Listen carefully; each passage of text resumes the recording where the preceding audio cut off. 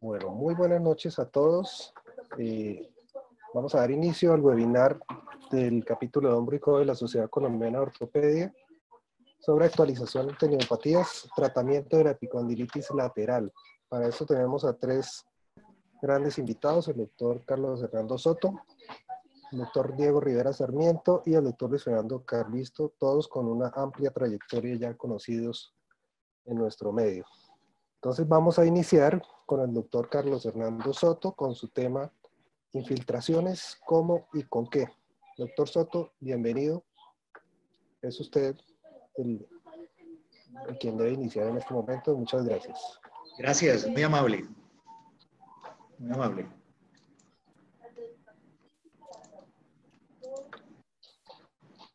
Gracias, muy amables. Gracias por la invitación. En esta presentación deseo utilizar tres pacientes para darle un contexto.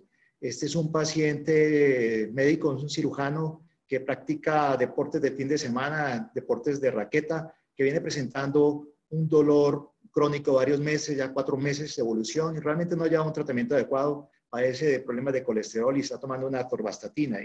Este otro paciente que tenemos aquí a la derecha es una persona que sufrió un accidente de trabajo, tiene 51 años, lleva 18 meses de evolución, ha recibido múltiples tratamientos a nivel de su codo por un dolor lateral, y entre esos terapia, infiltraciones y hasta un procedimiento quirúrgico, sin mejoría de esta sintomatología. Es más, dice que después del procedimiento final, el último, ha empeorado su sintomatología.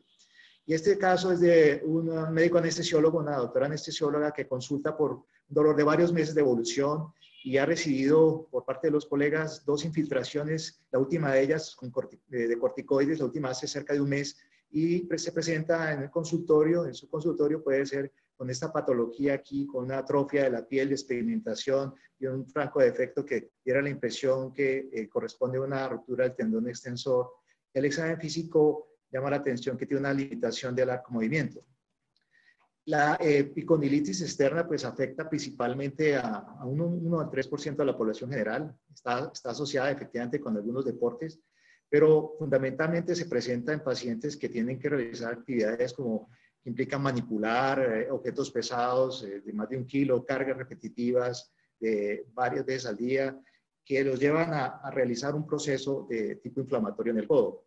Para Strugis, este tipo de problemas tienen una historia natural que se autorresuelve, se autolimita en un proceso que puede tardar cerca de entre 1 a 2 años. Que pues, posiblemente durante los primeros 6 meses está la fase más aguda, empieza a bajar progresivamente hasta el año, y es raro que el paciente que lleva más de 1 año mejore algo más. Esta patología, por fortuna, resuelve en un 90% de los casos en forma médica sin requerir una intervención quirúrgica, aunque se puede prolongar por situaciones metabólicas, como es el diabetes, la diabetes o el consumo, el uso de cigarrillo y algunas otras situaciones como de tipo vascular. En este proceso se asocian con este concepto varios temas, que son la tendinitis, la tendinosis y la tendonitis, que todas al final deben converger a lo mismo. Es una tendinopatía lateral del codo, por tanto yo creo que se debería denominar de esa manera, que confluyen a una patogenia similar, que no es más allá sino una alteración mecánica de sobreuso, donde por la actividad constante, extensión, con la contrarresistencia, la entesis del extenso carpio radialis brevis se va alterando, y esto va llevando a un proceso degenerativo de esta zona, favorecida muy seguramente por algunos factores metabólicos, como puede ser la hipercolesterolemia, incluso también el uso de atorvastatina se está asociando a esta situación, alteraciones genéticas como un polimorfismo donde hay un déficit de una proteína GDF5 que afecta claramente el proceso de recuperación y cicatrización de los tendones. Y también alguna etiología vascular, como en este precioso corte que hace el doctor Arnowski, donde muestra que esta zona de la inserción del extensor carpi radialis brevis es relativamente hipovascular. Y es hipovascular y eso va a llevar a algunas alteraciones. Pues tenemos aquí de este costado cómo se debería ver el colágeno y su organización muy bien, pero a medida que vamos viendo que el paciente empieza a hacer esta actividad de sobreuso, el colágeno se empieza a alterar, hay una fase donde proliferan la parte vascular y finalmente una fase de resolución donde queda un colágeno completamente desorganizado. Pero hasta el año 2012 pensaba que no había una respuesta inflamatoria franca porque siempre se buscaron polimorfos nucleares. Desde 2018 acá vienen saliendo algunas presentaciones que hablan que hay macrófagos, hay monocitos, hay linfocitos, hay COX-2, hay interleuquina 6, hay sustancia P, de tal suerte que sí hay algún componente inflamatorio en estos pacientes. Y eso justificaría por qué algunos medicamentos sirven como los antiinflamatorios. Cuando usted tiene un paciente con esta clínica, pues tendrá dos escenarios. Es el escenario usual, que es este que tenemos en la consulta con las pruebas convencionales y con un arco de movimiento completo y codo estable, pero usted puede tener este movimiento, este paciente como el que vemos, que tiene una limitación en la extensión del codo o algún tipo de resalte o, no olvidar, inestabilidad del codo. Recuerde siempre hacer una evaluación de estos pacientes. Usted puede tener un paciente fácilmente, como en el caso B que teníamos, una inestabilidad posterolateral que no se hizo diagnóstico y fue llevado a cirugía, y en cirugía pues acaba de completarse porque se acaba de lesionar el ligamento colateral externo y el paciente por eso puede de alguna manera presentar mayor sintomatología. Así que una sugerencia, cuando usted lleva a un paciente a esta cirugía, a favor, realice una evaluación bajo anestesia para mirar la articulación y puede incluso tomar unas radiografías. Y estos pacientes que tienen alguna alteración al examen físico, que su codo no es estable o su codo no es móvil, deberían ir llevados a algunos exámenes. El básico es una imagen de radiografía buscando calcificaciones o artrosis. Y acá, en este caso, pues yo les tengo esta propuesta que es la ecografía como parte diagnóstica. Es un examen económico, dinámico, repetible, comparable. O sea que puede funcionar y tratar de ustedes establecer si este paciente presenta, por ejemplo, un caso de inestabilidad. En este caso, usted busca la distancia entre el capitellum y la cabeza radial y trata de establecer si ese paciente tiene una inestabilidad. Y al igual le permite hacer una evaluación muy certera de los músculos epicondilios, como podemos ver aquí en esta posición. Aquí se ve la parte distal del húmero, aquí está la cúpula radial, y puede evaluarse no solamente en plano longitudinal, sino en transverso, el espesor del extensor carpi radialis brevis. De tal suerte que la ecografía no solamente es para hacer infiltraciones, sino le sirve a uno como examen diagnóstico de entrada para estos pacientes. Aquí podemos ver, apreciar claramente cómo va aumentando el espesor del tendón e incluso cómo se van dando algunos cambios con ruptura de la estructura. Y es fundamental que todos los pacientes tengan este tipo de alteración. Esto se llama un ecodoppler. Aquí vemos un aumento digamos, la vascularidad. Y este mismo nos sirve de parámetro para hacer el seguimiento de los pacientes, a ver si el tratamiento está funcionando. Así que creo que la ecografía es un examen fundamental de estos pacientes. Aquí podemos apreciar, este es el examen del doctor que me llegó con resonancia y venía, oiga, doctor, vengo que me haga una infiltración con un corticoide. Pero fíjense ustedes que tiene una lesión grande aquí de la inserción del extensor, perfectamente vista en el plano longitudinal y aquí en el plano transverso. La ecografía también le permite a uno ver no solamente las características del gris, que son pues bien diferentes, sino alteraciones en la cortical. Pueden ustedes ver acá, ya empieza a verse irregularidad. Comparen con esta, miren, mucho más irregular. Hay calcificaciones que son también hallazgos que le dan a uno a pensar que es un proceso crónico y seguramente su tratamiento no va a ser el mismo. Y es fundamental también tener este reporte, el espesor. Y eso también lo puede hacer con ecografía y es fundamental porque muchos de los estudios no tienen en cuenta esto, solamente valoran la función y, bueno, en escalas de dolor, pero el seguimiento también se debería hacer de su tratamiento, cómo se encuentra su tendón. El grosor máximo debe ser de 32, el área transversa de 32 milímetros cuadrados, el grosor hasta 5 se considera normal.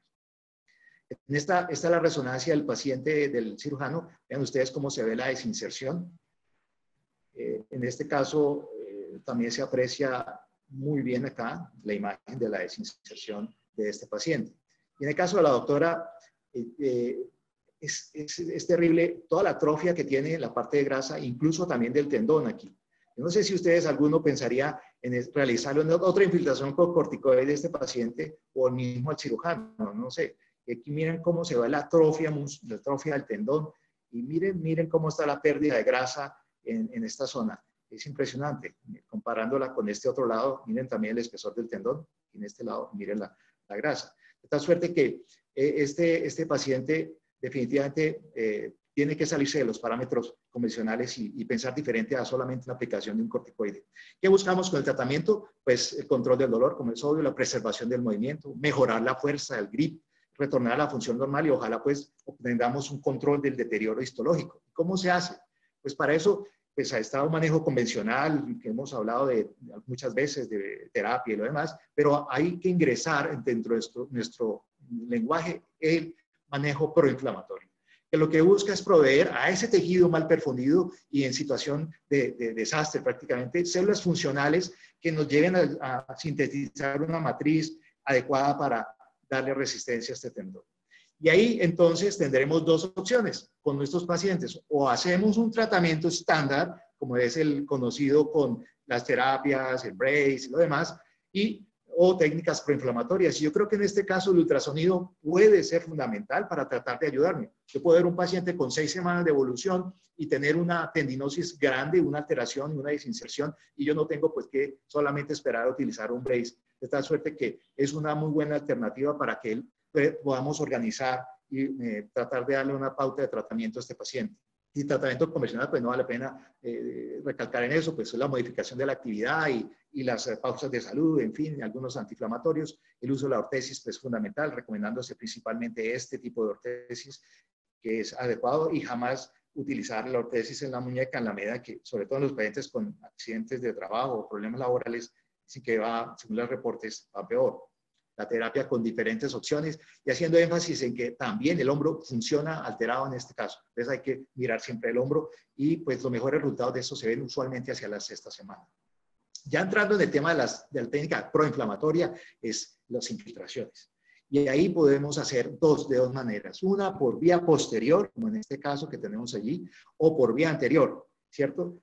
Y ahí podemos entonces como técnica marcar, si ustedes no tienen el acceso a la ecografía, está muy bien, marcar el sitio del dolor y para pues, verificar el sitio donde van a entrar. Y este truco de hacer un pliegue en la piel y llevar la piel a la aguja, no a la aguja contra la piel, es bueno para disminuir el dolor que se da al ingreso del medicamento.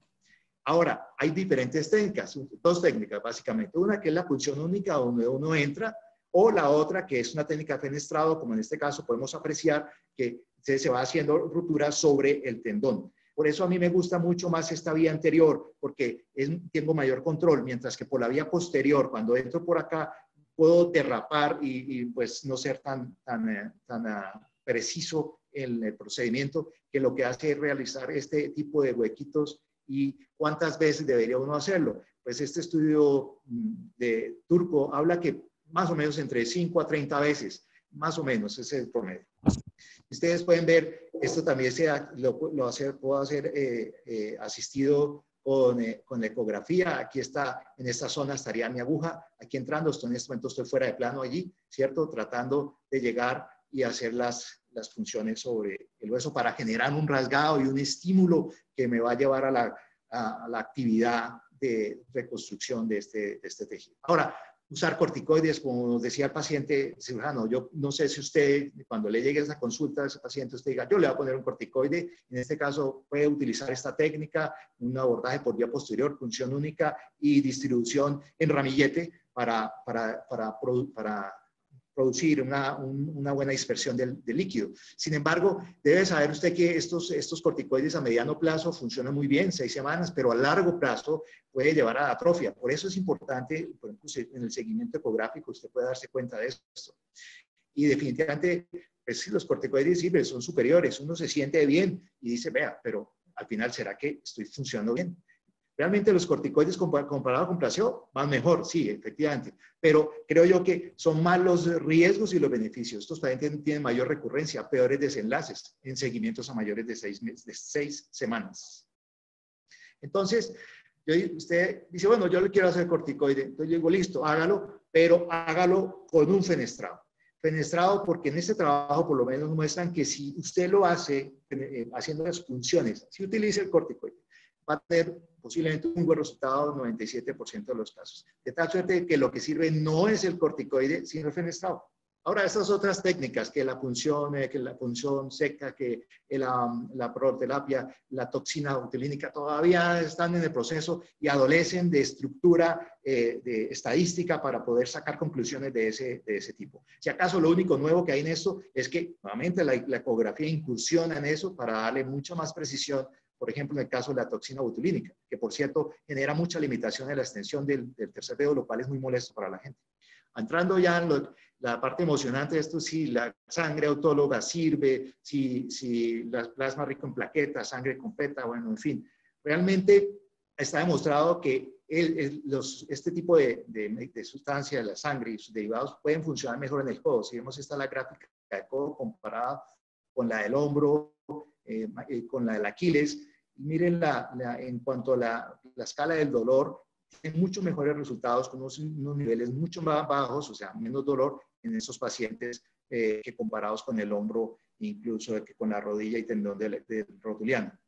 ¿Cómo se saca? Ese es el otro problema. Esta circunstancia nos permite ver que hay gente que lo utiliza automatizado, otros lo hacen de una manera mecánica. Aquí en nuestra unidad lo hacemos de esta forma. Es mucho más económico, más pues accesible para la gente, porque esto tiene un costo que puede llegar a ser elevado. Obviamente, al hacerlo automatizado, usted puede tener muchísima más precisión. Sin embargo, pues también hay que pensar en el costo. ¿Y por qué afecta esto? Si usted saca 60 centímetros, si saca 30, si saca 20, cambia completamente la concentración plaquetaria. Y la idea es que usted tenga más o menos unas 3 veces la concentración normal.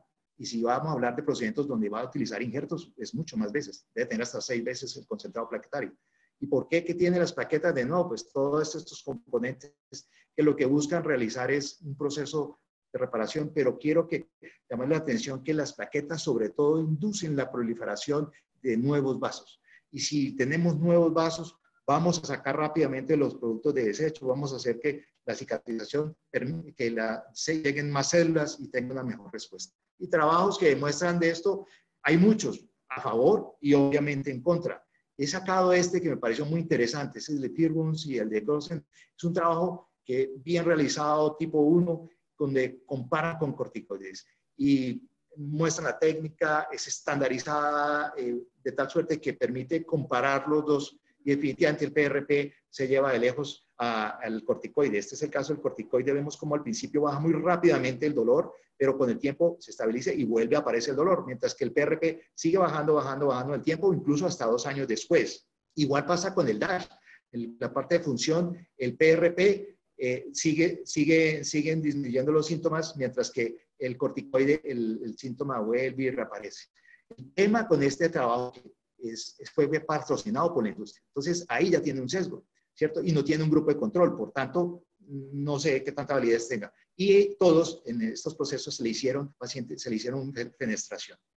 Ahora, definitivamente para algunos el plasma de plaquetas produce mejor control del dolor, definitivamente, ¿cierto? Como en este caso, y esto lo utilizaron comparado con lidocaína, que sería, digamos, el grupo de control.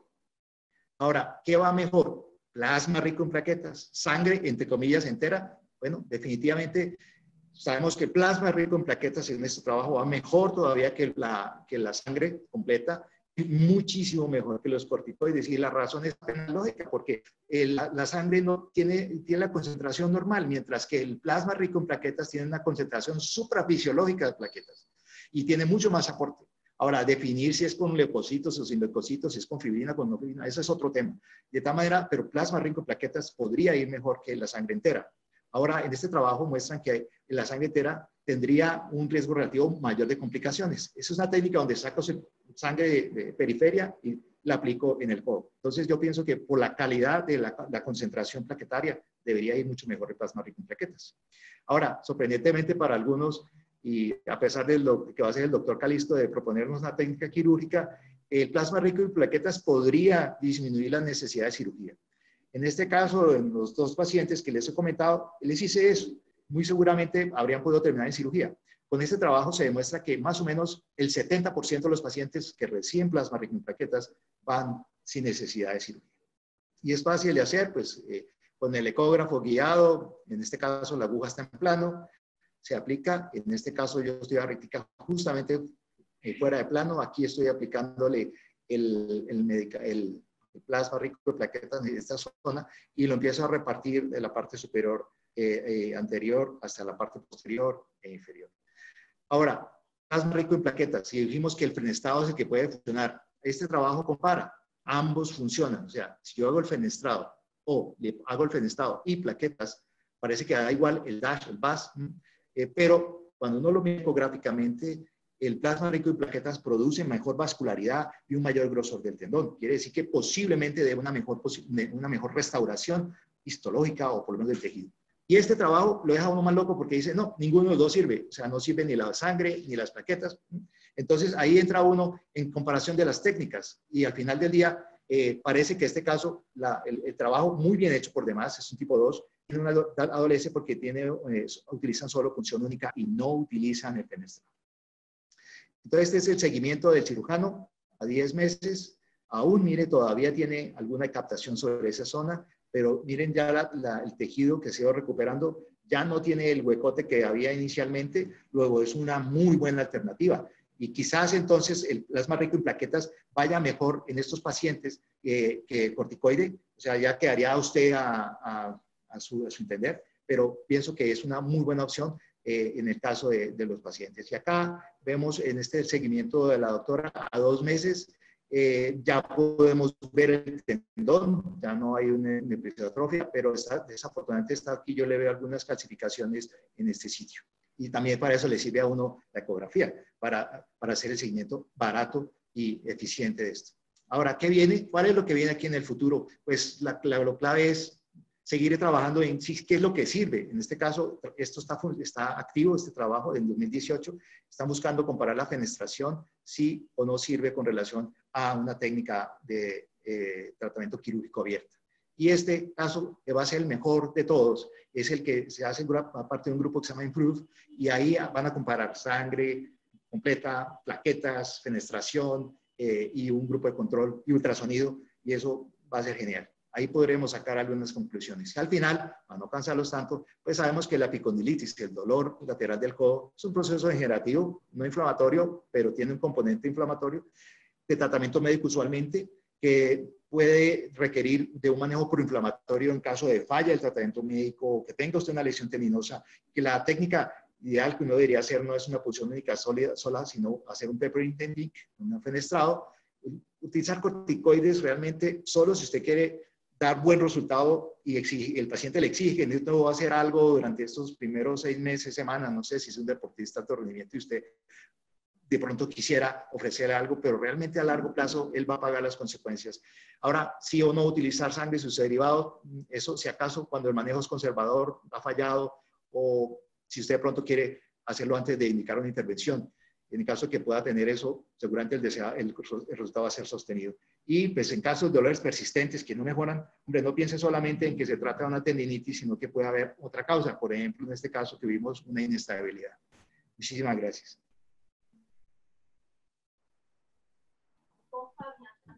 Doctor Soto, muchas gracias, muy interesante su charla. Le recuerdo a los asistentes que vamos a hacer la sesión de preguntas al final de las 3 charlas. Ya estoy aquí tomando nota de las que podemos formularle a todos los panelistas. Bueno, a continuación, seguimos con el doctor Diego Rivera, quien nos va a dar su charla sobre ondas de choque y su función en el manejo de epicondilitis. Doctor Rivera, buenas noches. Quedamos en sus manos. Muy buenas noches para todos. Muchas gracias a la invitación al doctor Carreño. En el día de hoy vamos a hablar del tratamiento de epicondilitis lateral con las ondas de choque. La mayoría de los casos de la epicondilitis lateral tiene una evolución satisfactoria con el tratamiento conservador. Se habla de resultados hasta por encima del 85%. Sin embargo, el tratamiento de la epicondilitis lateral crónica recurrente sigue siendo variable. Dentro de las opciones terapéuticas que encontramos están las ondas de choque. Las ondas de choque son un tratamiento enfocado en resolver la fisiopatología de la lesión. La lesión es el resultado del uso repetitivo y de tracción continua o cíclica en un territorio pobremente vascularizado, y ahí va el clic de las ondas de choque, con una limitada capacidad de regeneración, en donde se han visto microrupturas en el origen del extensor carpi radialis brevis y de la porción anterointermedia del extensor digitorum communis, en el epicóndilo lateral. Las ondas de choque son ondas de presión acústica que penetran los tejidos y producen una respuesta biológica. Esta respuesta es la regeneración tisular no invasiva. La energía física de la onda produce una respuesta biológica. Esta respuesta biológica se enmarca sobre las proteínas morfogénicas óseas, sobre la sintasa endotelial del óxido nítrico, los factores de crecimiento endotelial y el antígeno de proliferación nuclear. Ellos producen una respuesta de angiogénesis o neovascularización, aumentando o mejorando el flujo sanguíneo y produciendo una regeneración tisular. Hay algunos estudios histológicos que muestran el beneficio de las ondas y el aumento en la vascularidad de la inserción de los tejidos. Este del doctor Rompe, donde muestra la inserción del tendón de Aquiles y con la máquina de baja energía, que es la radial, ya comienzan a formarse los vasos sanguíneos desde el día 1 y hasta el día 7. Pero si ustedes ven, con la energía media, que es la onda focal, ya se ve un proceso de vascularización mucho más importante. Dentro de los estudios y las revisiones sistemáticas y de los estudios médicos, hay muchos a favor y en contra.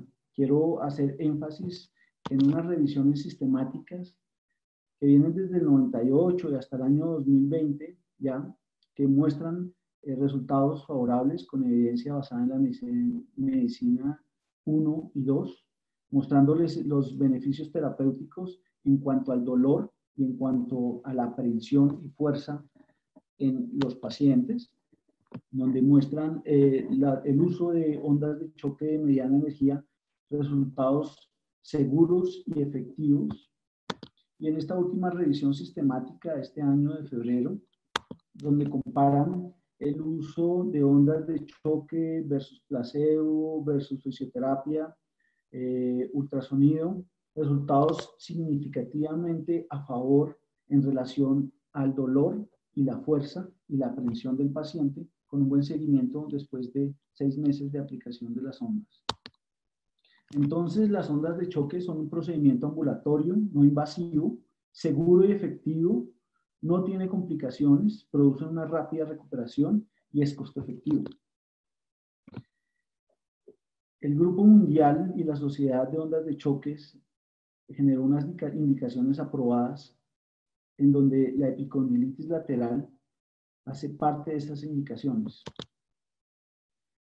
El paciente debe tener un dolor de más de 3 a 6 meses, con una falla en el manejo conservador, el manejo previo usual, que es la fisioterapia, el brace, las infiltraciones, la crioterapia, la acupuntura, terapia neural. Y las contraindicaciones de hacerlas son tumores malignos en el foco, embarazo, coagulopatías, rupturas tendinosas más del 50% y la fibromialgia es relativa. Dentro del grupo de máquinas que encontramos, de ondas de choque, pues encontramos las electrohidráulicas, las electromagnéticas, las piezoeléctricas, que esas 3 son ondas focales que tienen un tipo de energía mucho más alto y mucho más focalizado. Y las ondas radiales, que son ondas de presión.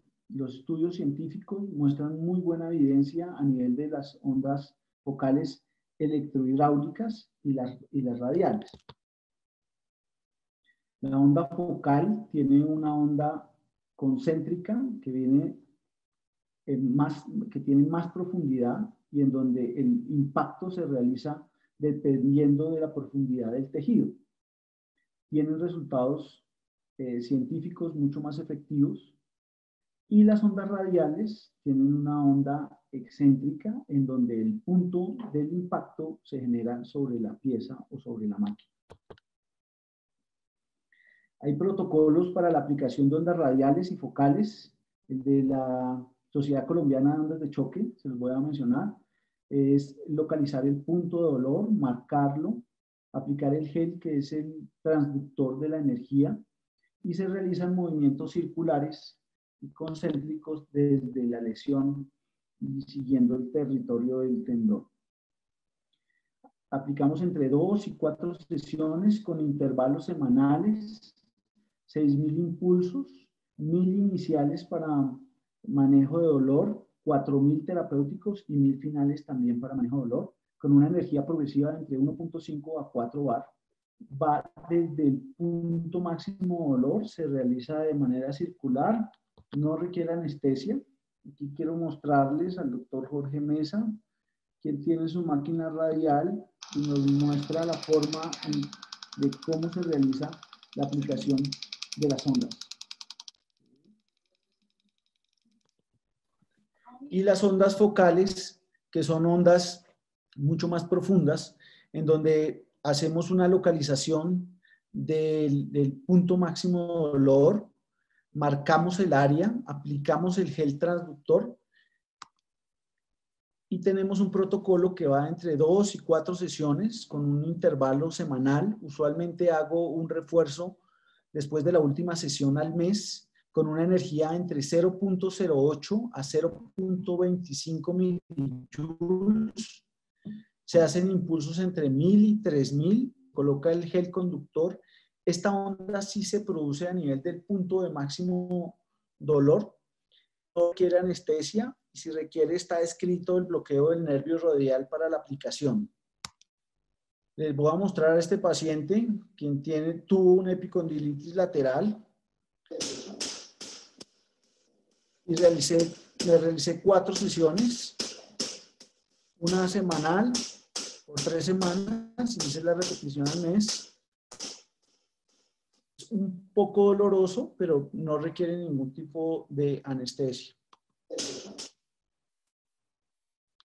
Y a lo que vamos es a combinar este tipo de las dos, tanto las ondas radiales como las ondas focales, inclusive incluir el ultrasonido para mejorar los resultados.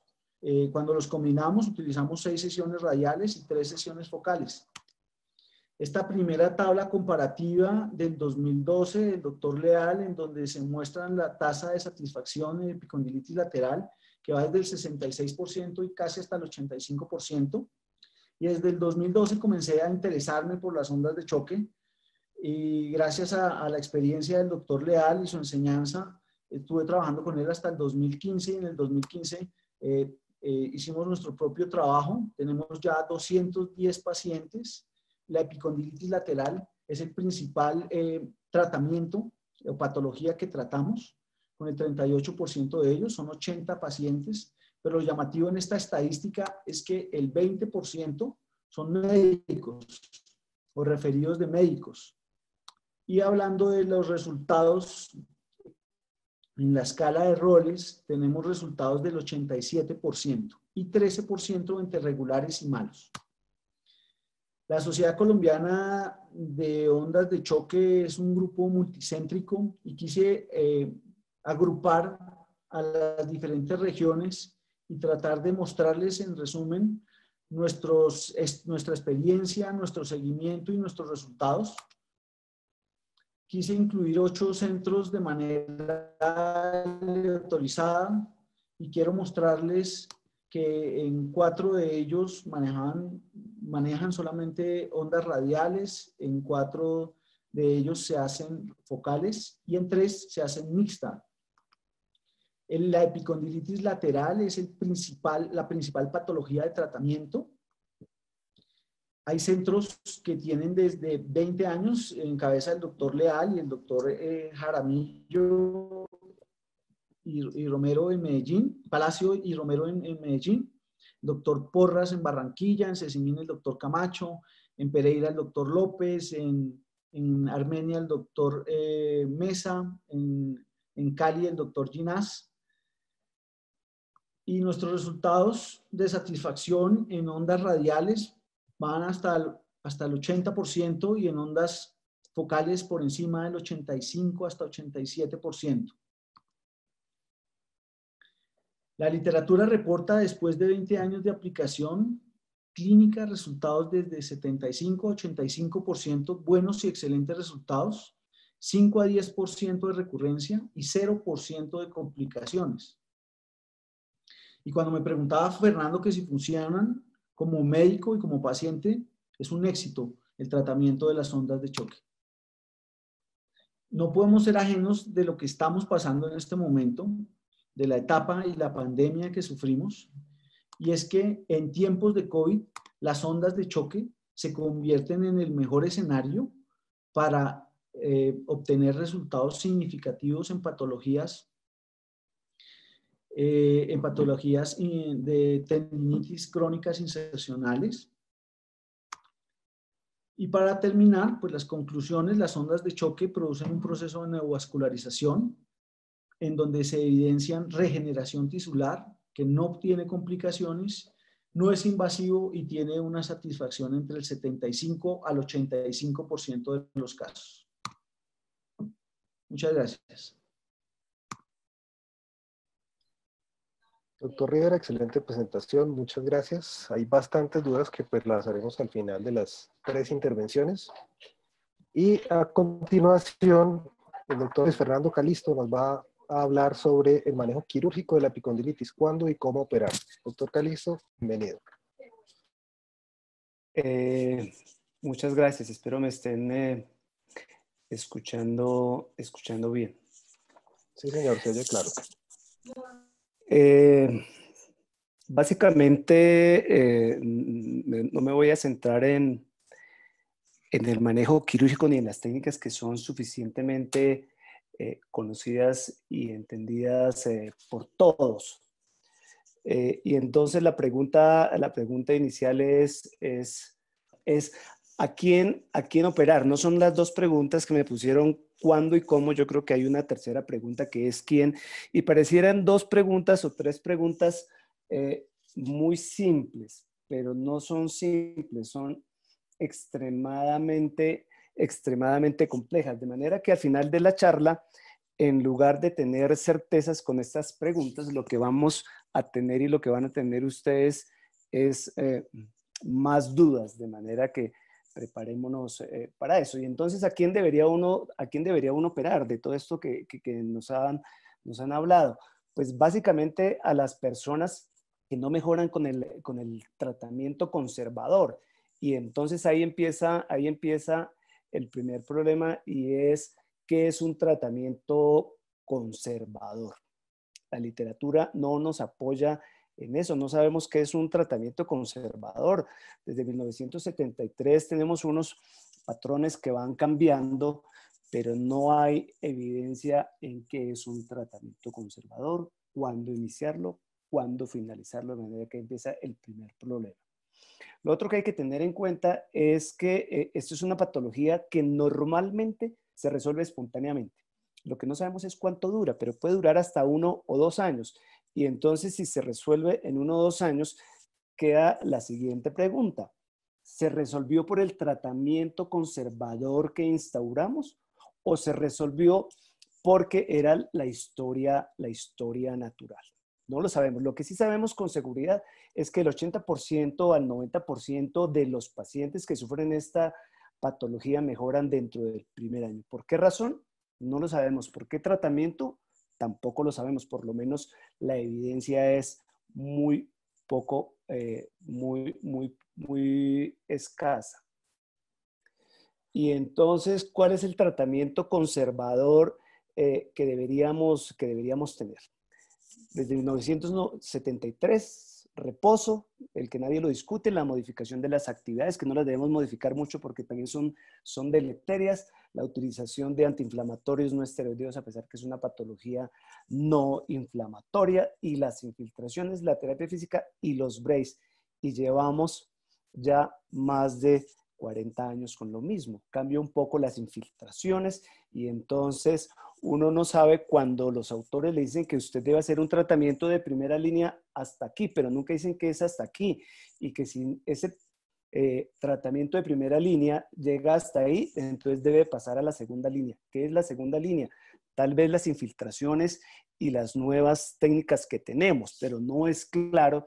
Entonces tampoco tenemos un patrón para decir a cada paciente, si usted no mejora en este tiempo y si no mejora con la primera línea de ataque, que no sabemos cuál es, pasamos a la segunda línea de ataque que tampoco sabemos cuál es.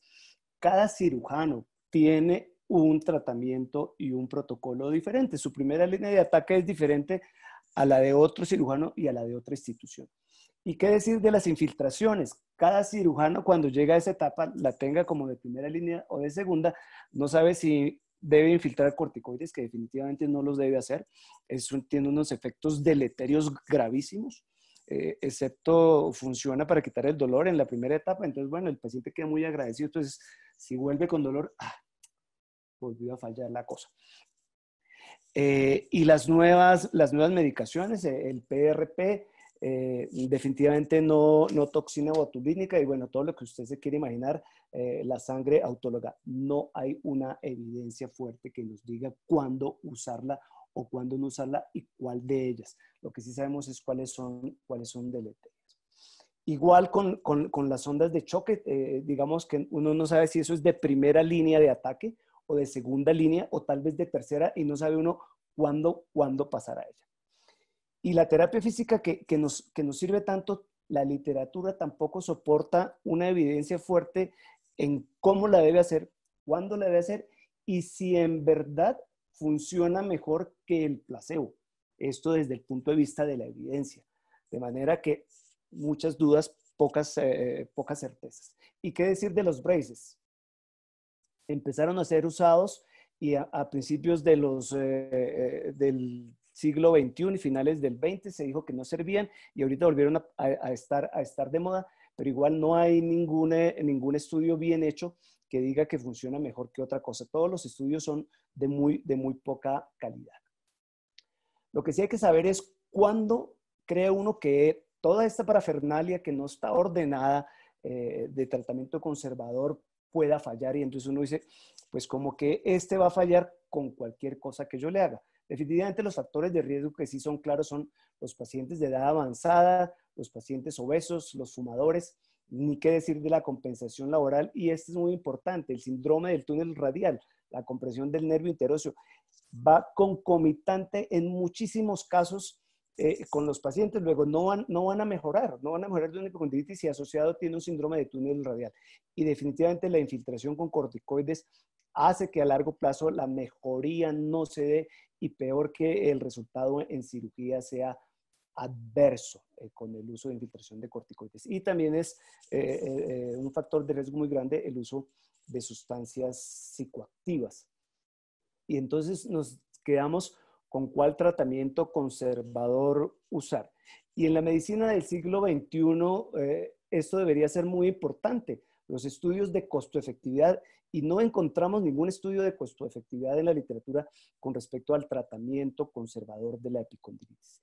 Y eso es muy importante. No solo tener en cuenta el costo per se del tratamiento, sino eso cuántos años de calidad de vida le da hacia el futuro. ¿Cuánto va a ganar los quali, que es de lo que debemos hablar en la medicina del siglo XXI?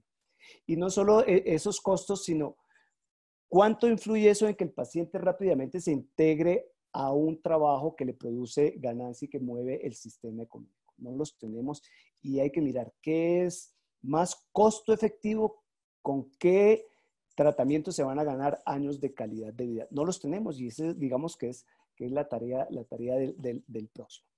¿Y por qué pueden fallar? Cualquier tratamiento y ahí cabe el tratamiento conservador o el tratamiento quirúrgico.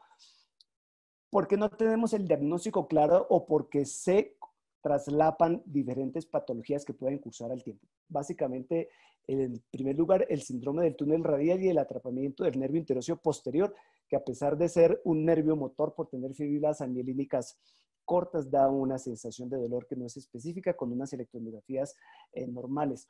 Un porcentaje bastante significativo de los pacientes con epicondilitis tienen síndrome del túnel carpiano, atrapamiento del nervio interoseo posterior, porque la arcada de Frost tiene su inserción, el supinador, su brazo corto, inmediatamente anterior al extensor carpi radialis brevis, y entonces se produce una compresión ahí, y algo que nosotros hemos propugnado es que cuando hagamos la liberación, no importa la técnica quirúrgica que usted haga, libere la cabeza superficial y profunda del supinador para que libere el nervio interoseo posterior y quite un factor de dolor que está casi en todos los pacientes por ese lado.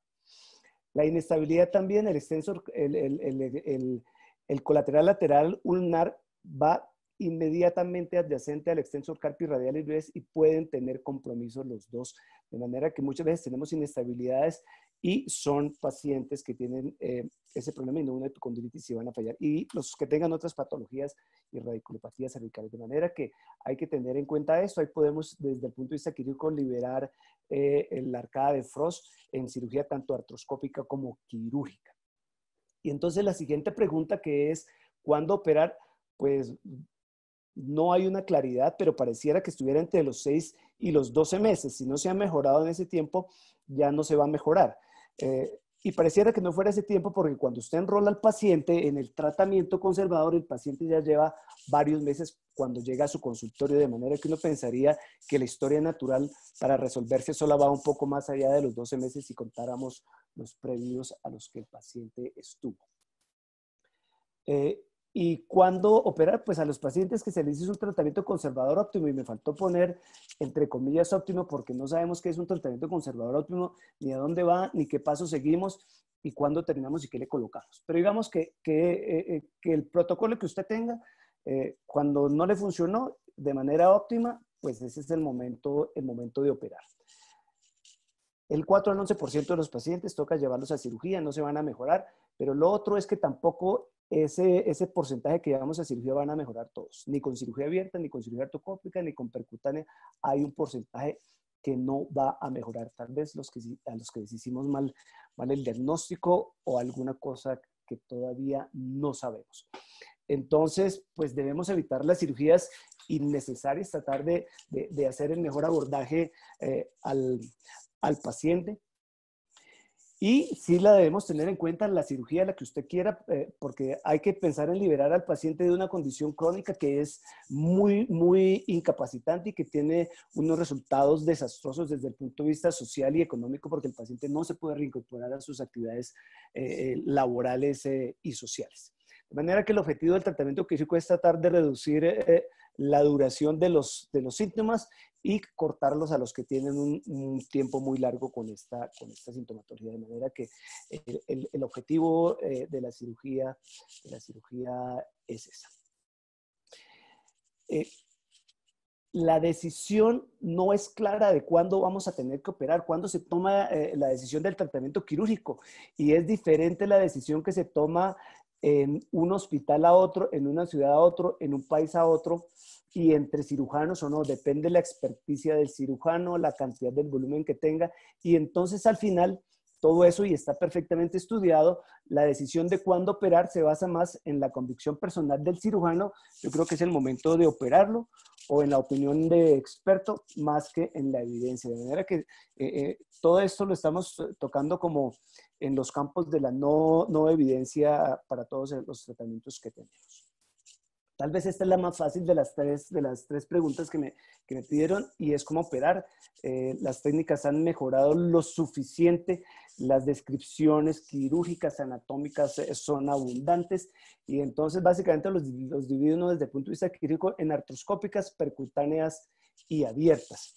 ¿Y cuál es la mejor? Y entonces depende de lo que usted haga, usted toma un camino, pero digamos que múltiples revisiones sistemáticas, metaanálisis, hasta el 2020 siguen haciéndolos, mejorándolos, y no hay ninguna diferencia en los resultados funcionales independientemente de la escala que se mide entre la cirugía artroscópica y la cirugía abierta.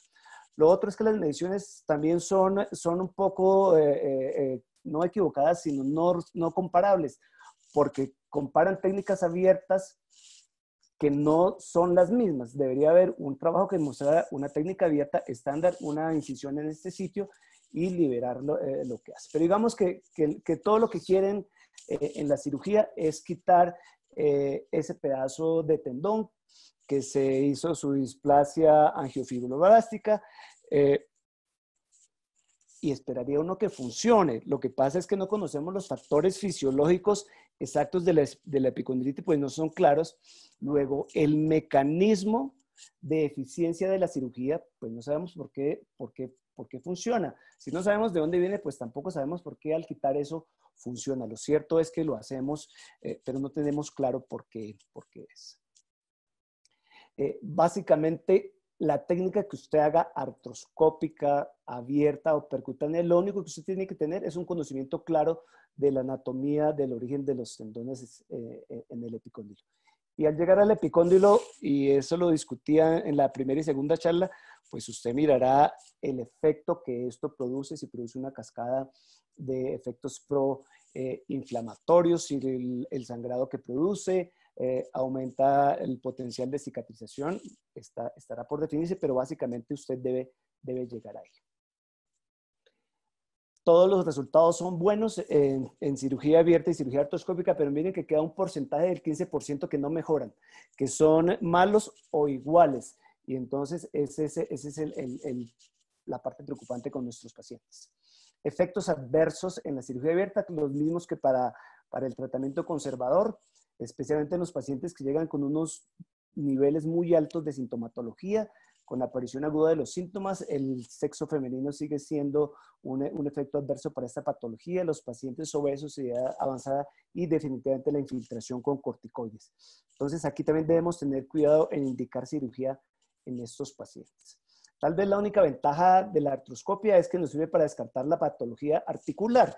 Y entonces los que hacemos artroscopia, ese es el tratamiento que yo hago. En todos los pacientes encontramos sinovitis, en muchos encontramos plicas, y entonces hacemos la sinovectomía. ¿Cuánta?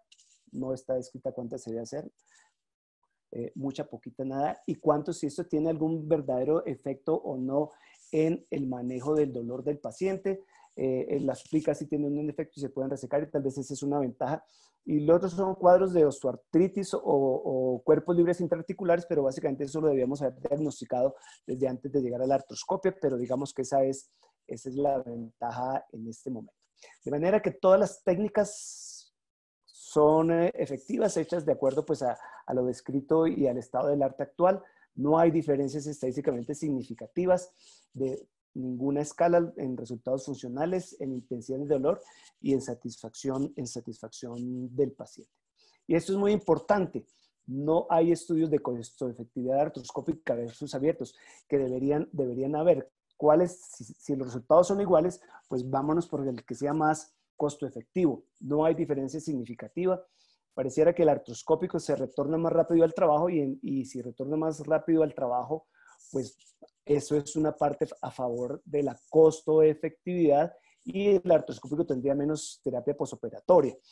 No tenemos estudios en codo, nos tenemos que guiar por los estudios de costo-efectividad artroscópicos del manguito rotador, que son los que más se parecen, y entonces ahí encontramos que sí, los costos artroscópicos son más altos, pero no son equiparables. En la cirugía de hombros necesitamos más elementos que esto, pero el tiempo quirúrgico y la sala sí aumenta, pero a largo plazo no hay diferencia en costo a los 2 años, y hay que medir los costos desde el inicio de la patología hasta el tratamiento final, para saber en todo este trayecto que nos toma más de 1 año y medio, cuál es el más costo efectivo, y ese es el que debíamos pegarnos, ya que los resultados de todos son iguales.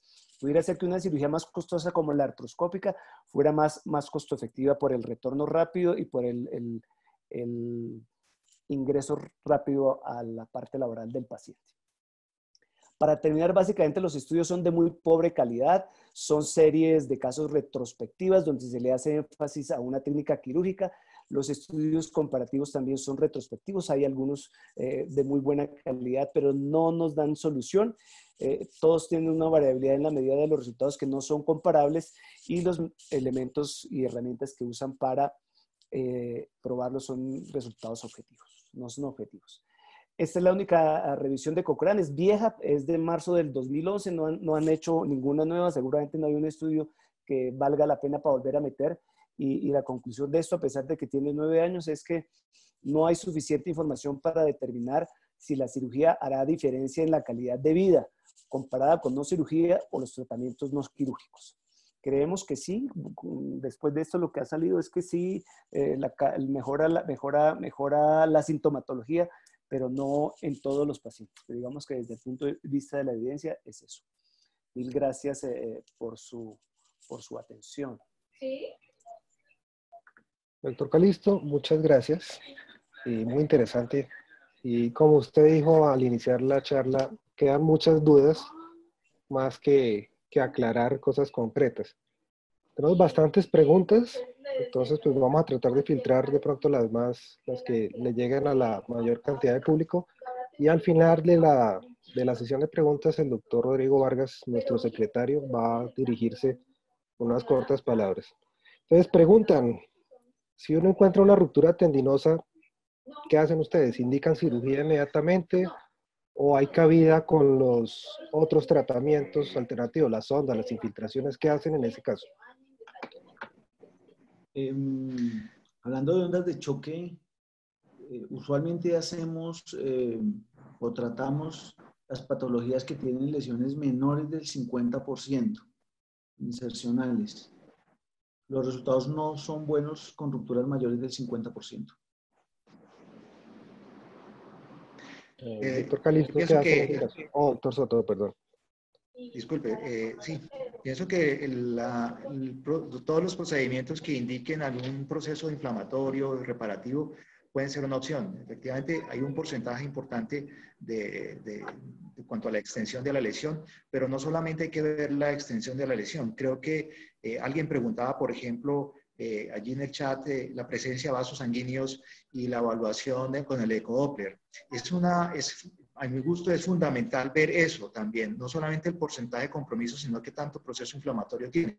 ¿En qué sentido lo digo? Porque si uno tiene dentro del tendón un aumento de la vascularidad, eso es muy grave, porque el tendón en general, pienso, no, es casi avascular. El solo hecho de tener tener un hallazgo intratendinoso, implica que entonces el proceso es más allá, más avanzado que simplemente un proceso inflamatorio. Entonces, creo que hay que tener en cuenta la escala del ecodoppler, que por cierto es una escala muy subjetiva y hablan, por ejemplo, si yo tengo un solo vaso sería un tipo 1, si tengo más de 2 vasos pero menos del 50% del campo sería una tipo 2 y si tengo más del 50% del campo con el Doppler sería una tipo 3. Al final diría que la 3 es más grave que la 1, pero pues, es algo muy subjetivo diferenciar 2 que 3, o sea que realmente es ese comentario. Otra pregunta que podría ayudarnos a identificar la respuesta de esta que usted hace es la elastografía dentro del uso del diagnóstico de la tendinosis.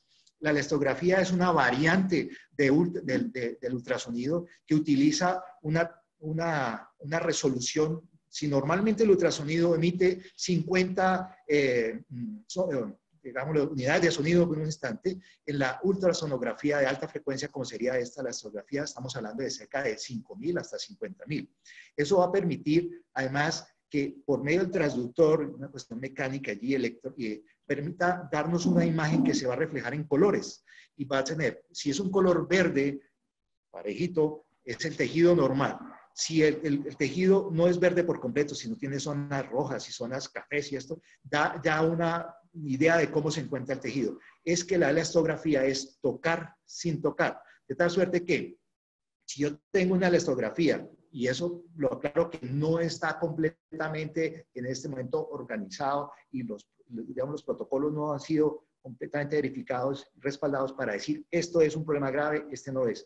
Pero si yo tengo una elastografía donde muestra un compromiso extenso, un tendón degenerado que tiene un cambio extenso con un aumento de la vascularidad dado por un ecodoppler aumentado, así tenga el 50% o menos, es un tejido que seguramente va a requerir algo más que simplemente una sonda de choque y quizás una punción aguja seca no le funcione, ¿cierto? Ahora, definir si es quirúrgico o no también dependerá del paciente y lo que uno vaya encontrando con el paciente y el proceso de colaboración. Pero creo que yo me basaría no solamente en el grado de extensión, sino utilizando la herramienta de ultrasonido que yo la he encontrado, soy un aficionado a esto, muy útil, mirando entonces cómo está la escala del Doppler, si puedo tener la calidad del tejido muchísimo mejor, que me permita entonces tomar una decisión mucho más objetiva que simplemente con un porcentaje.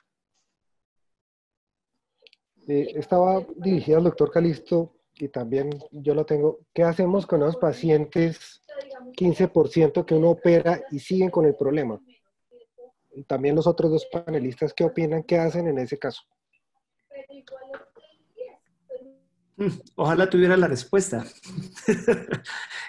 No, lo que debemos hacer es tratar al máximo de, antes de llevar a la cirugía, descartar patologías asociadas. Todo lo que haya asociado, que puede estar además concomitante o puede ser diferente. Y ya en la cirugía lo que nosotros hemos hecho, y es un trabajo que venimos haciendo desde hace varios años con Jairo Gómez, el cirujano de mano con el que trabajamos en el hospital, es tratar de desinsertar la cabeza profunda y la superficial del supinador. Está íntimamente pegada al extensor carpi radialis brevis, de manera que cuando uno no lo puede ver perfectamente en la artroscopia, pero cuando uno hace la desinserción, solo hay que bajar un poquito sin pasar del ecuador para no hacer inestabilidad y desinserta la cabeza profunda. Jairo Gómez, él hace cirugía abierta con el mismo principio y desinserta absolutamente todo el supinador, desinserta el extensor carpi radialis brevis, y en la serie que él tiene no tiene recidivas y con una satisfacción muy alta. Yo creo que hay que descartar que no tenga otra patología, descartar patologías concomitantes, y sí, yo siempre recomiendo desinsertar la cabeza profunda y superficial del supinador.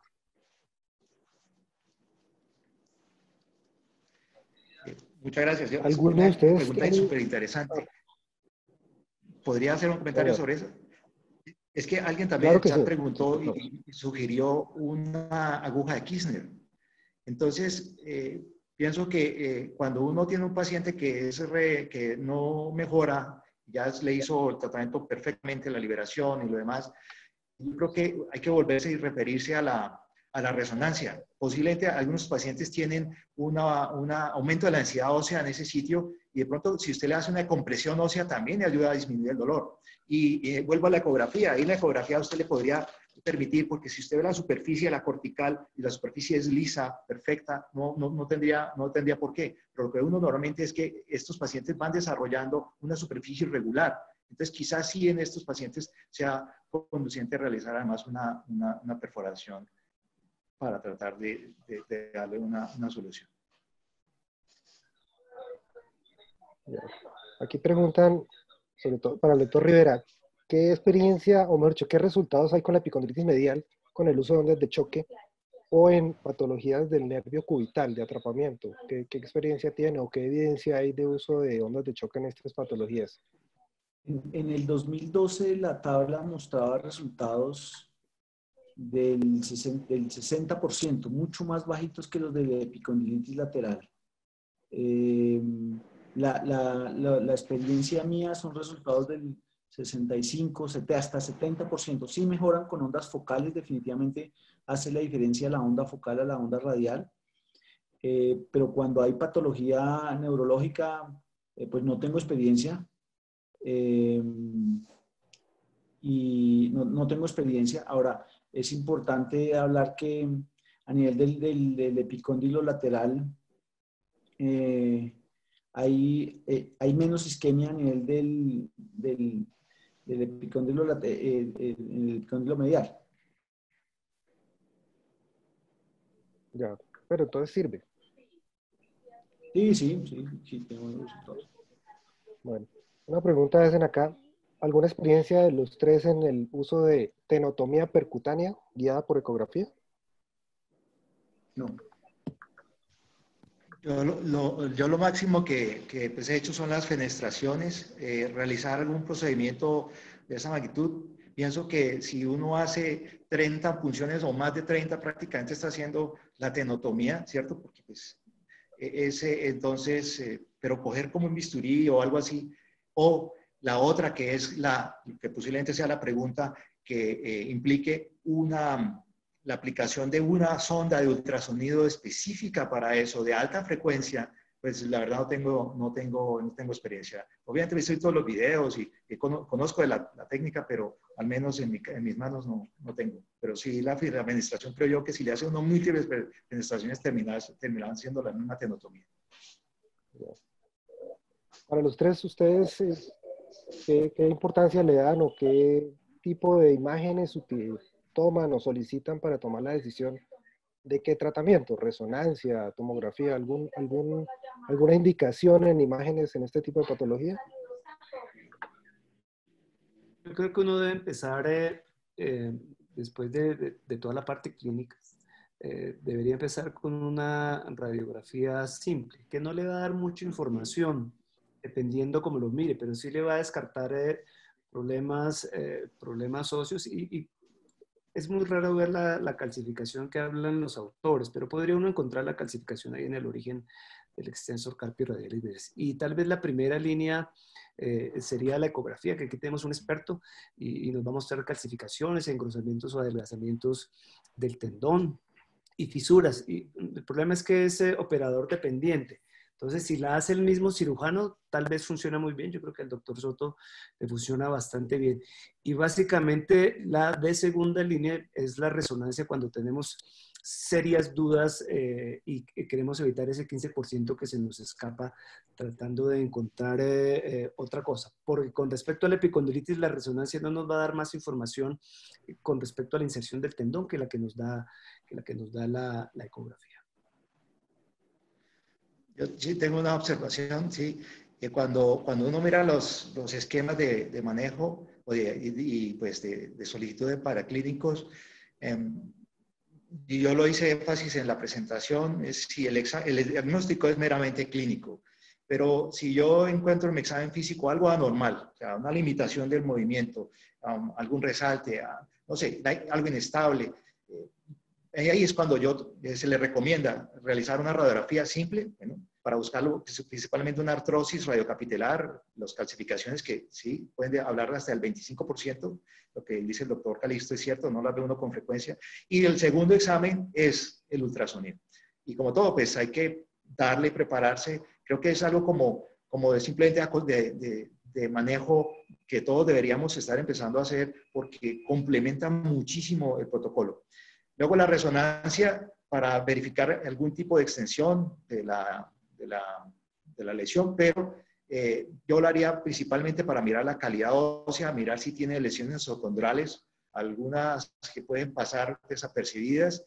La plica sinovial no es fácil de verla en el ecógrafo. No sé si tenga la misma capacidad de resolución. La resonancia habla que es más o menos estamos hablando de casi que un 80%. Y en algunos casos seleccionados que uno no ve bien, pero que el paciente sigue sintomático, habría la posibilidad de ordenar una artorresonancia o un artrotac para delimitar adecuadamente si hay algún tipo de ruptura y funcionaría como una lesión SLAP, tal cual el hombro que con frecuencia no son tan evidentes y que tendríamos que recurrir a un examen donde insuflemos algo en la articulación para distensionar y ver si tiene una ruptura.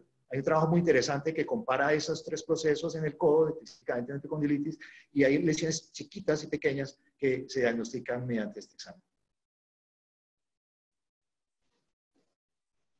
Diego, ¿qué opina? Uso de imágenes para toma de decisión de ondas de choque. Sí, yo creo que es muy clínico. Estoy completamente de acuerdo con Carlos. Esto es muy clínico. Usualmente, y si quiero extensión, como él mismo dice, pues tomo la resonancia magnética.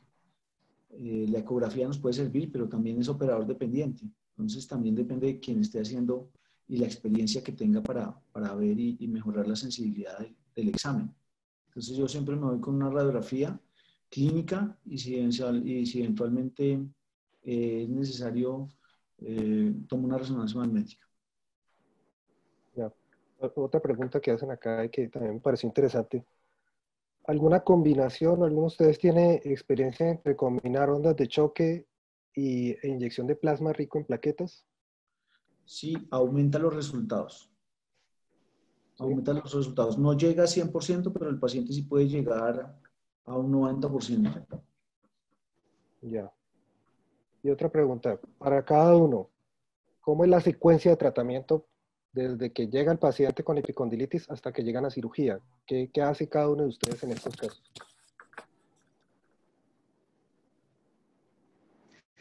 Bueno, buena pregunta.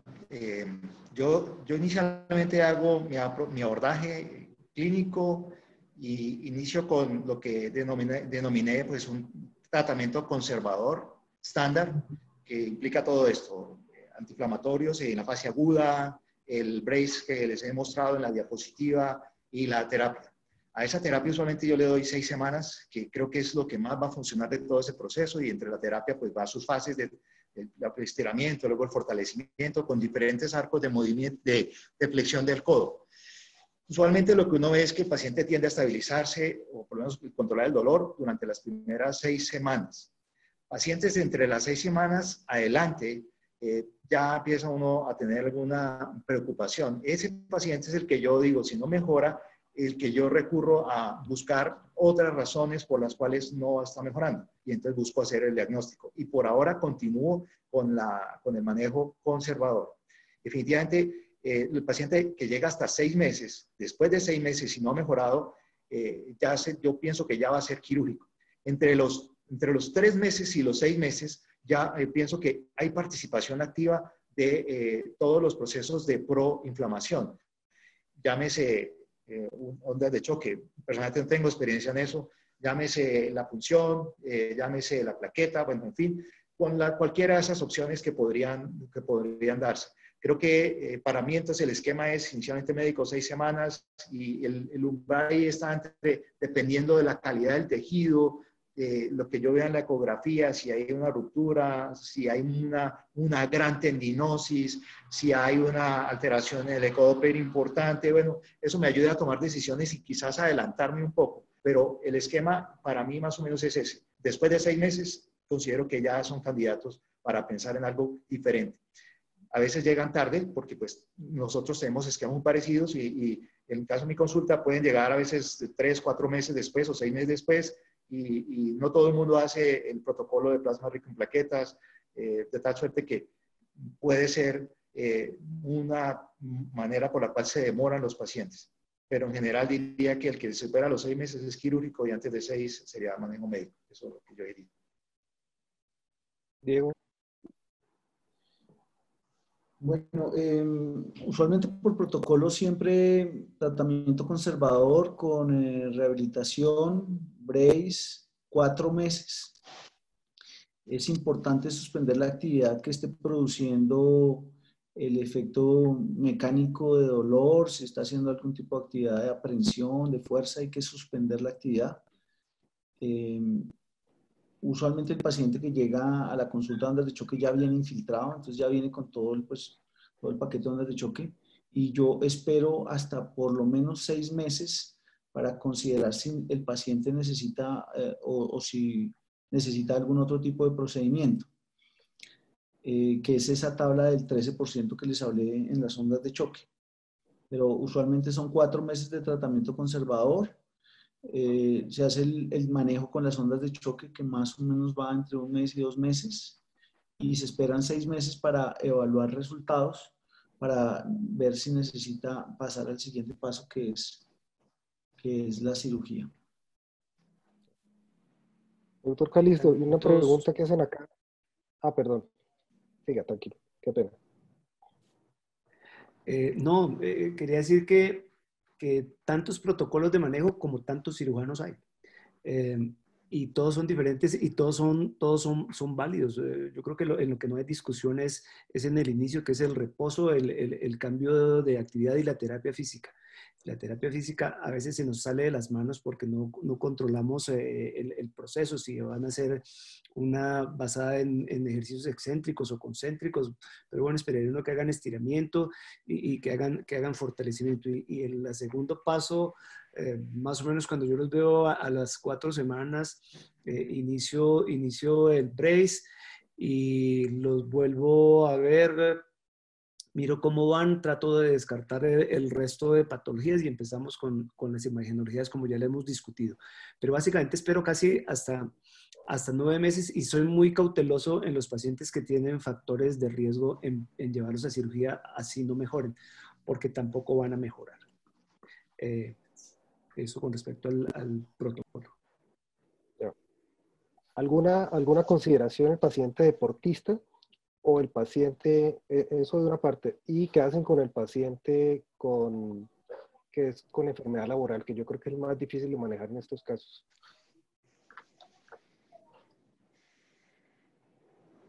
Sí, el deportista es otro caso y ahí debe ser uno muchísimo más exigente en establecer si hay eventos de microinestabilidad del codo.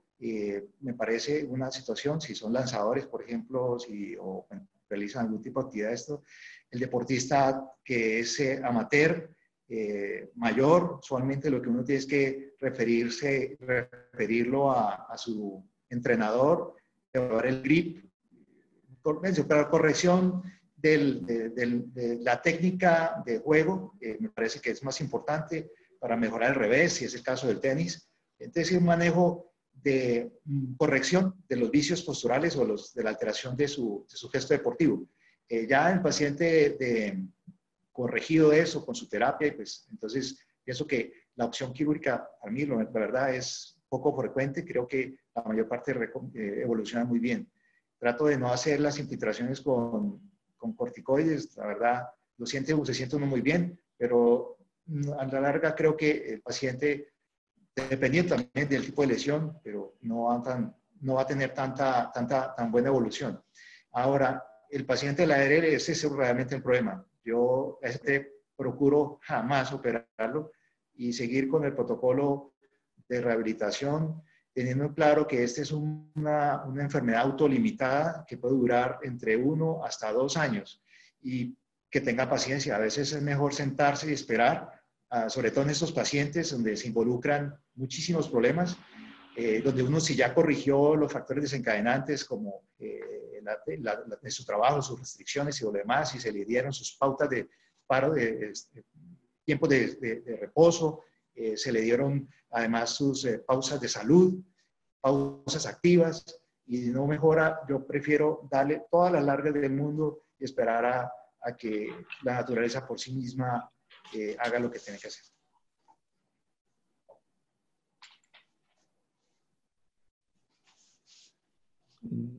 Yo creo que son patologías hermanas, pero diferentes, la del deportista y la del trabajador. La del trabajador, más que por movimientos y cargas a través de la muñeca, son por flexoextensión repetitiva del codo. Recordemos que los extensores también tienen un papel, tanto supinador como flexor del codo, y ahí cambia un poquito la mecánica entre el deportista y el trabajador. Y el trabajador es por cargas repetitivas, cargas muy, muy altas. Y por máquinas de vibración. Entonces, en estos pacientes, lo más importante inicialmente es cambiar y modificar el efecto desencadenante. Hay que ser muy prudente si se está buscando una ganancia laboral. Igual el resto del protocolo termina siendo los mismos. Yo cuando tengo que infiltro sangre autóloga, 2 centímetros de sangre periférica con 1 centímetro de lidocaína, y en la misma técnica que se hace para una infiltración de cualquier otro medicamento, y me funciona bastante bien. En los deportistas es un poco diferente, porque las cargas son por los extensos supinadores cuando hace extensión de muñeca y cargas repetitivas que se transmiten por la muñeca. En el tenis, y el codo de tenista no es del tenista. Los que saben jugar tenis nunca en la vida tendrán codo de tenista. El codo de tenista es del que no sabe jugar tenis, porque básicamente cuando recibe el impacto en el revés, en lugar de tener la muñeca en extensión, lo que hace es una flexión. Y el profesional la mantiene en extensión, recibe la carga y además hace una extensión adicional, lo que hace que no transmita la carga a la muñeca. Y en esto sí hay que tener mucho cuidado en no operarlos, porque su nivel de deportivo, si es de competencia, baja mucho. Y en este sí hago la infiltración de sangre autóloga. Igual la evidencia para el PRP es bastante buena, pero son dos patologías hermanas pero diferentes. Diego. Sí, al deportista yo soy un poco más agresivo y además el deportista quiere resultados más pronto. El problema es que uno a veces no los puede dar. Al deportista usualmente trato de comenzar el tratamiento tan pronto llega, pero siempre le explico que los resultados no se van a ver ni al día ni a la semana, sino por lo menos a los 2 meses de haber iniciado el tratamiento. ¿Sí? Y he tenido muy buenos resultados en deportistas, no solamente en codo, sino en los otros tendinopatías insercionales. Y el problema del paciente, la enfermedad laboral, no es solo el codo, es el hombro, es la rodilla, es el pie, que el paciente no va a mejorar. Y las mismas publicaciones muestran que los resultados de un paciente con una enfermedad laboral, sea la cirugía, sea la onda, sea la infiltración, no van a ser buenos. Entonces, es importante siempre cambiarle el escenario laboral al paciente para poder tener resultados. Y es una enfermedad definitivamente autorresolutiva que, como decía Carlos, va a mejorar. Bueno, doctores, hay muchas preguntas, pero yo creo que ha sido bastante fructífera la discusión. Creo que vamos a terminar el webinar. Darle las gracias a todos los asistentes y a ustedes especialmente. Le voy a ceder la palabra a nuestro señor secretario, el doctor Rodrigo Vargas, que nos va a dirigir unas palabras. Buenas noches para todos. Gracias por la asistencia a esta actividad de la Sociedad Colombiana de Hombro y Codo, filial Scott. Quería informarles que la Junta Directiva en su última reunión aprobó varios acuerdos que pues, benefician a todos los ortopedistas. Si usted es miembro titular activo, va a tener descuentos en su anualidad del otro año. Va a haber puntos Scott por actividades académicas o directivas en la sociedad. ¿Cómo redimimos esos puntos? Esos puntos son redimibles en cursos o congresos nacionales o internacionales. Si usted desea publicar, vamos a tener asesoría metodológica o epidemiológica a través del CLEMI. Entonces, no se restrinja a realizar actividad académica que le va a permitir progresar dentro de la sociedad de ortopedia. Si hemos también creado una comisión gremial que nos va a coordinar con la actividad sindical que iría paralela a nuestra actividad académica. Si usted está inactivo, generamos todo tipo de facilidades para que usted pueda reactivarse. Y si no pertenece a la sociedad, pero ejerce aquí en Colombia, tiene sus retos, va a poder estar en la sociedad y es bienvenido a ella. Al igual que todos los residentes desde el primer año de su residencia van a tener todos los beneficios de la Scott. Este es un mensaje muy corto, ojalá lo difundan entre sus conocidos. Por último, si usted conoce y tiene conocidos que quieran afiliarse a la Scott, va a tener beneficios en cuanto a descuentos de su anualidad del próximo año. Entonces, acuérdense, sea Scott, todos somos Scott. Muchas gracias por su tiempo. Gracias, Germán. Un excelente webinar. Muchas gracias a todos. Carlos, Diego, Luis Fer, muchas gracias. Muchas gracias por la invitación. Gracias a todos. Feliz noche. Bueno, Gracias a todos. Buenas noches.